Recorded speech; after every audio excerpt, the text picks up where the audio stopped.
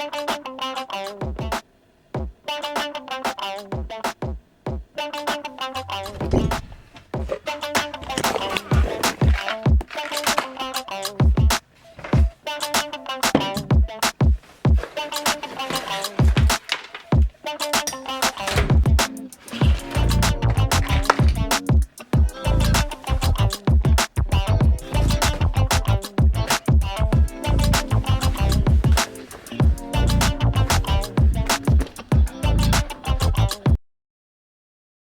been 3 years since my last episode dropped.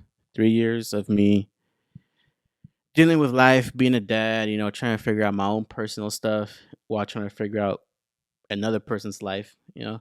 Um, I thought about how I can redo this podcast multiple times, what to talk about, and when to do it.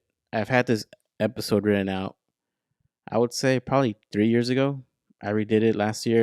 I rewrote it probably 5 times last year, and I never did anything with it. I'm the Dr. J of podcast. So actually, this episode was supposed to drop January 2023. It's 2024 now. You get the point. And this year has been pretty interesting. And by this year, I mean 2023 to 2024. It's been good, rough, amazing. And I've grown a lot as a parent and as an individual as well. I recently taught Camila what capturing memories was, and it was during her winter break. She asked me why was I taking a lot of videos and photos. I told her it's to capture memories, and she asked me what that was, what a memory was, and that's when it clicked. Damn, and that's when I figured out that I should create these journals and just capture more stuff, not even for myself, but for Camila, for her to look back when she's older and to know who I was as a person, what I went through, and just so she can also figure out her own life. And that's what I'm here. Let's start off from the beginning. So to me, parenthood started the moment I realized I was going to be a dad, the moment I realized I was going to have a child. And that's the night my wife took the pregnancy test and it came back positive as fuck. That's when I was like, okay, I'm a dad now. Let's get it going and let's do it. It was September 2021. Oh, it was September 26th, 2019, I think. A few days after we did a 5K, me and my wife did a 5K and she took a pregnancy test, left it on the bathroom countertop. And a few minutes later, I went back, I picked it up, and I just started laughing once the results came back. I just started cracking up. I don't know why. I don't know if it was fear or excitement, but I just started cracking up. It was funny. And I looked back at my wife and she was crying. She was going through it. She went to the balcony, cried some more. And her first statements were about her career, about her license and how it was going to take her a lot longer now to get her license, to finish her hours and her promotions. And she just kept going, right? Her career, that was her main focus. And I can't blame her because women, they're the ones that carry the baby.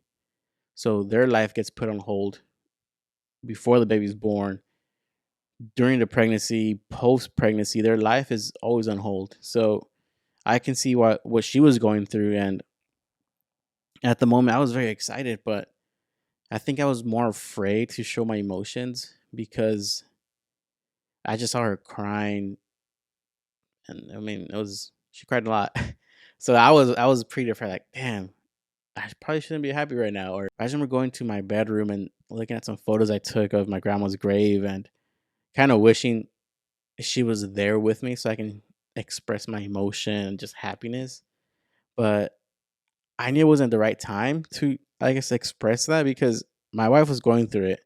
And since that first day, I made it my goal, which is the same goal that I have now, to be present with my wife, be present with my daughter, with Camila, and just be there for them. And soon shared the news with my parents, with my in-laws as well. And I think that helped my wife out a bit because she, I guess, released it to the universe. She started working on her own stuff and life hit, of course, and now we had to go to these doctor visits, which those were horrible at first because so the first trimester, the first doctor she couldn't hear a heartbeat, so then that's already pretty scary. So then we had to go to specialists, do different ultrasounds, and it was just rough experience. And we switched to a birthing center, and that was probably one of the best experiences ever in terms of preparing yourself and just getting getting ready for labor. And that was Jackie's plan, so we went that route, and that'll be another episode. Trust me, I'll make it for sure.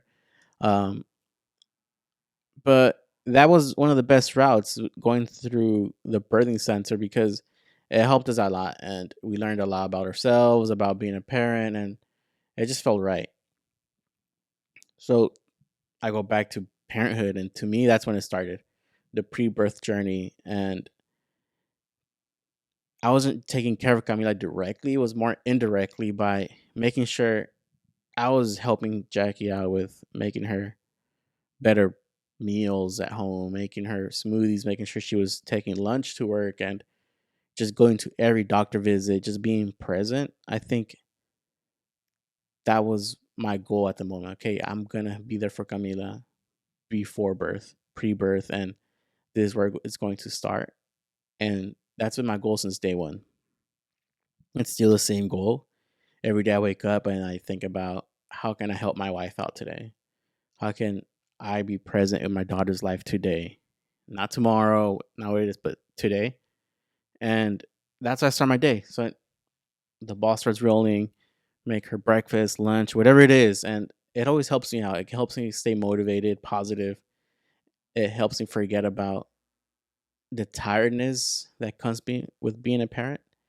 So that's still my goal. And another goal I had was to change the stereotype that we as Mexican dads have. And I think, well, at least for myself, I wanted to change that stereotype. And I believe I'm doing pretty good at that so far. We'll see down the line. But certain stereotypes, I've have breaking those already. And I'm proud of that. So I'm not sure how I'll make these future podcasts, but I do know they won't be in order, as in date or how events happen. They'll probably just be made based on how I get inspired at the moment. So I might jump around here and there, but this is my goal now, to document as much as I can, make memories through audio, video, photography. And that's what the holidays did for me when Camila was recently in her winter break. And I think just being around her again inspired me to document more and just be present with her life and just create these memories so that she can have in the future. So thank you guys for listening, and thank you for being you. I appreciate that. Hope everyone started 2024 pretty strong, and thank you guys.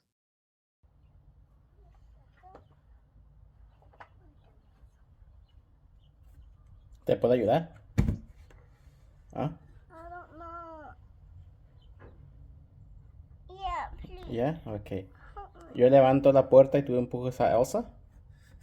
No, I don't know how to push Elsa.